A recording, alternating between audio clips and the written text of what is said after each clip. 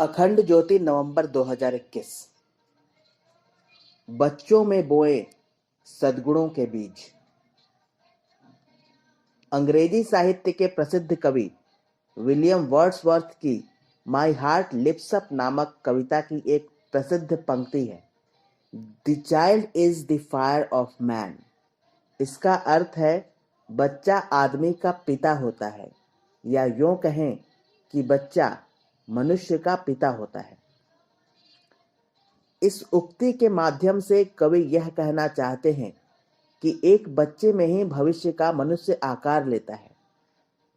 बचपन में व्यक्ति की जो भी जैसी भी आदतें होती हैं, भविष्य में उसी प्रकार के मनुष्य का निर्माण होता है।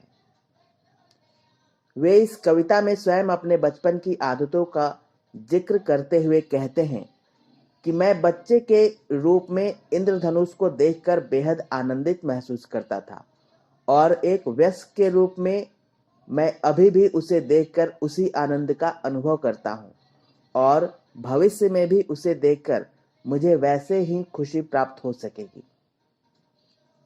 यदि ऐसा न हुआ होता तो मेरी मौत ही हो जाएगी।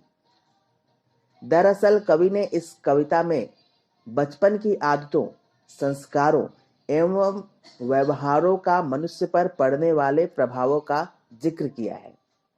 सचमुच जैसे एक छोटे से बीज में भविष्य का वृक्ष छिपा होता है, वैसे ही एक बच्चे में भविष्य का मनुष्य छिपा होता है।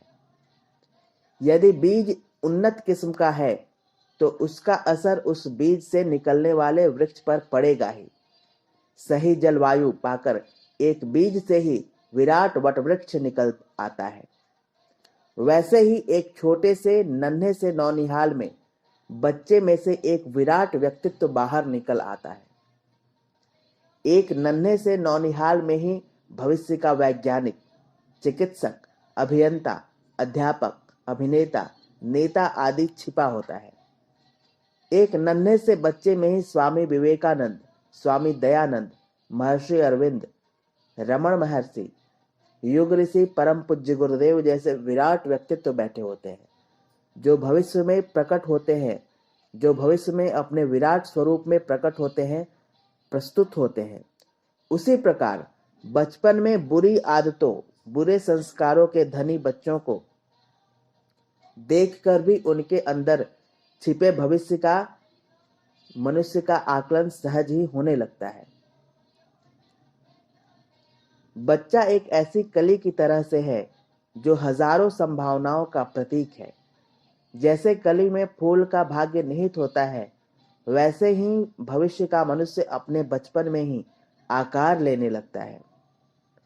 बचपन वयस्क के व्यक्तित्व को पहले से दर्शाता है, अर्थात बचपन भविष्य के मनुष्य को दिखाता है, वैसे ही जैसे सुबह दिन को दिखाती है।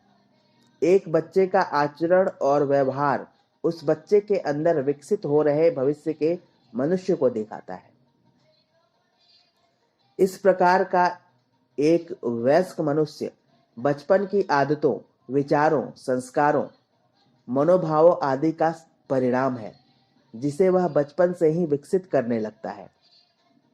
एक बच्चे के रूप में विलियम वर्ड्सवर्थ इंद्रधनुष जैसी हर चीज का आनंद लेते थे, और एक वयस्क के रूप में, एक आदमी के रूप में, एक मनुष्य के रूप में उन्होंने उसी उत्साह और जोश के साथ इंद्रधनुष का आनंद लिया, प्रकृति का आनंद लिया।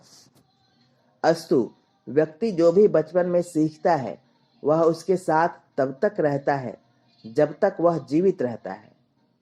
वह ज्ञान, आदतें, दृष्टिकोण, स्वभाव और व्यवहार जो एक व्यक्ति एक वयस्क के रूप में प्रदर्शित करता है, वास्तव में वे सब बचपन से ही उसके द्वारा आत्मसात की जाने लगती हैं।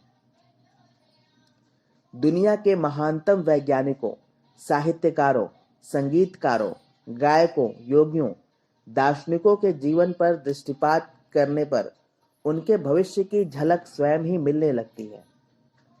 स्वामी रामकृष्ण परमहंस, स्वामी विवेकानंद, महर्षि अरविंद, महर्षि रमण, परम पूज्य गुरुदेव आदि महायोगियों, दार्शनिकों के बचपन की आदतें, व्यवहार, दृष्टिकोण आदि सामान्य बालकों से सर्वथा भिन्न रहे हैं।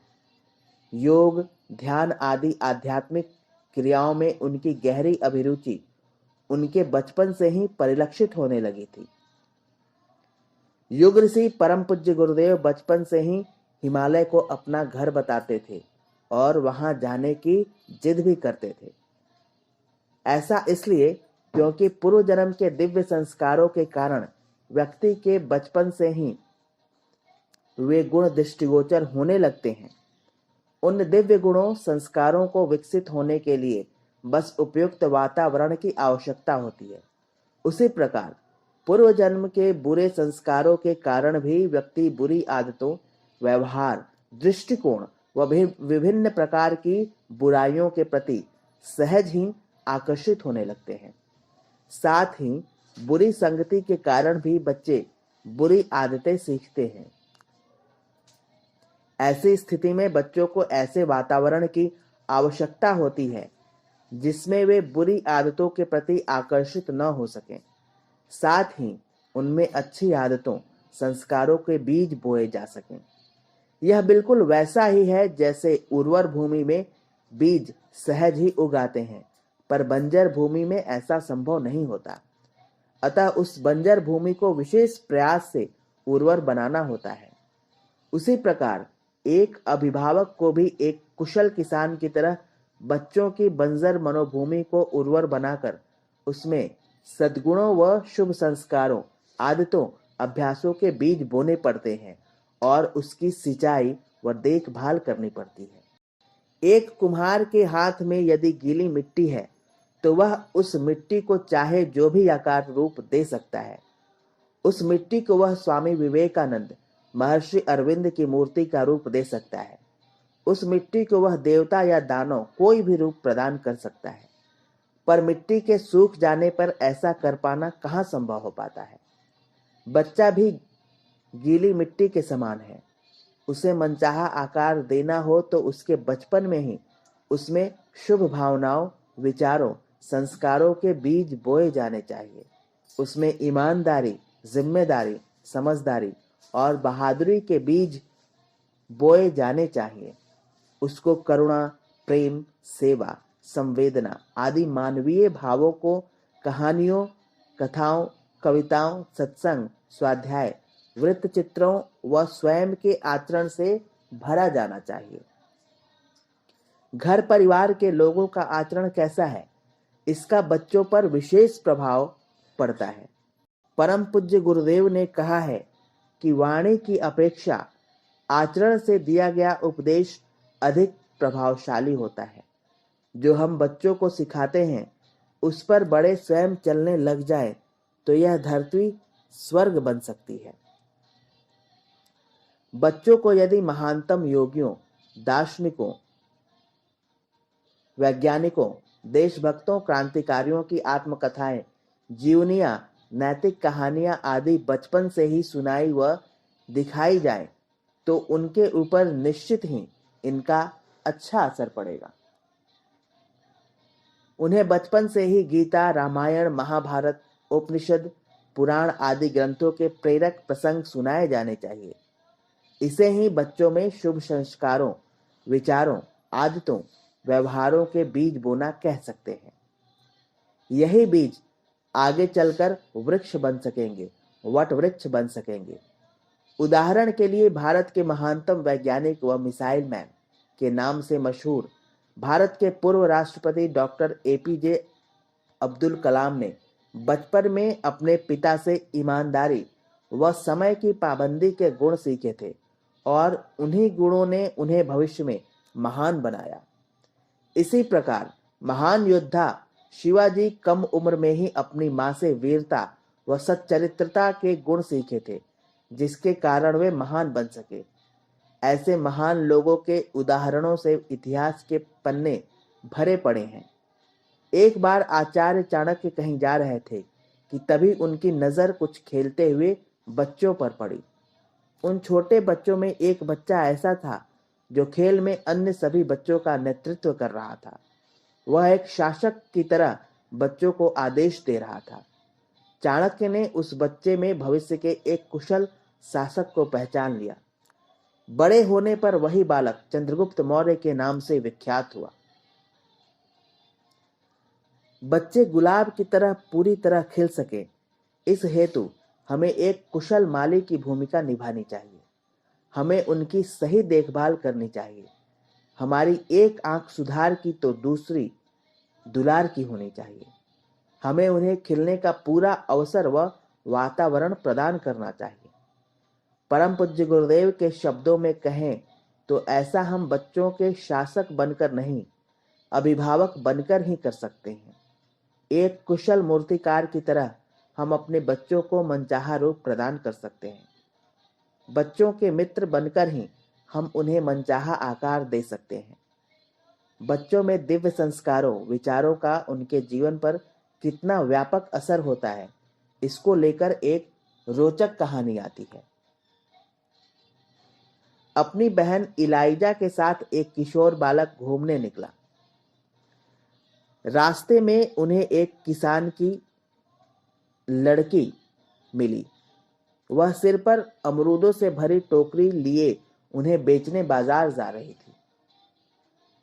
इलाइजा ने भूल से उस लड़की को टक्कर मार दी, जिससे उसके सारे अमरूद गिर गए और गंदे हो गए। कुछ फूट गए, कुछ में कीचड़ लग गया। वह गरीब लड़की रो पड़ी। अब मैं अपने माता पिता को जाकर क्या खिलाऊंगी? उन्हें अब कई दिनों तक भूखे रहना पड़ेगा। इस प्रकार अपनी दीनता, लाचारी, उदासी व्यक्त करती हुई वह अमरूद वाली लड़की रो रही थी। इस पर इलाइजा ने कहा, भैया चलो हम लोग भाग चलें। यदि कोई आ गया तो हमें मार पड़ेगी और हर्जाना भी देना होगा। अभी तो यहाँ कोई है नहीं, अभी तो यहाँ कोई देख भी नहीं रहा। चलो जल्दी भाग चलें। इस पर उसका भाई बोला, बहन देख ऐसा मत कह। जब लोग ऐसा मान लेते हैं कि यहाँ कोई नहीं देख रहा, तभी तो पाप होते हैं। जहाँ मनुष्य स्वयं उपस्थित है, वहाँ एकांत कैसा? उसके अंदर बैठी हुई आत्मा ही गिर गई तो फिर ईश्वर भले ही दंड न दे, पर वह आप ही मर जाता है। गिरी हुई आत्माएं ही संसार में कष्ट भोगती हैं। इसे तू नहीं जानती, मैं जानता हूं। इतना कहकर उस बालक ने अपनी जेब में रखे सभी 3 आने पैसे उस गरीब लड़की को दे दिए और उससे कहा, बहन तू मेरे साथ चल। हमने गलती की है तो उसका दंड भी हमें सहर्ष स्वीकार करना चाहिए। तुम्हारे फलों का पूरा मूल्य घर चलकर चुका दूंगा। तीनों घर पहुंचे। बालक ने सारी बातें मां को सुनाई। मां ने एक तमाचा इलाइजा को जड़ा और दूसरा उस लड़के को, और गुस्से में बोली, तुम लोग नाहक घूमने क्यों गए? घर खर्च के लिए पैसे नहीं है, अब यह दंड कौन भुगतेगा? इस पर लड़के ने कहा, मां मेरे जेब खर्च के पैसे आप इस लड़की को दे दीजिए। मेरा दोपहर का विद्यालय का नाश्ता बंद रहेगा। मुझे उसमें रत्ती भर भी आपत्ति नहीं है। अपनी गलती के लिए प्रायश्चित भी तो मुझे ही करना चाहिए। मां ने उसके 1.5 महीने के जेब खर्च के पैसे उस लड़की को दे दिए। लड़की प्रसन्न होकर अपने घर चली गई। 1.5 महीने तक विद्यालय में उस लड़के को खाने को नहीं मिला, पर इस पर उसने अप्रसन्नता प्रकट नहीं की। अपनी मानसिक त्रुटियों पर इतनी गंभीरता से विजय पाने वाला यही बालक आगे चलकर विख्यात शासक नेपोलियन बोनापार्ट के नाम से प्रसिद्ध हुआ। इस कथा का सार संदेश यही है कि हम स्वयं के साथ साथ बच्चों में शुभ संस्कारों, विचारों, आदतों के बीज बोते रहें। उनमें शुभ भावनाएं भरते रहें। उनमें दिव्य गुणों के बीज बोते रहें। एक न एक दिन वे बीज उनके भीतर से वृक्ष बनकर, वट वृक्ष बनकर अवश्य ही प्रकट होंगे, जिससे वे स्वयं निहाल तो होंगे ही, वह औरों को भी नई रोशनी, नई राह दिखा सकेंगे। समाप्त।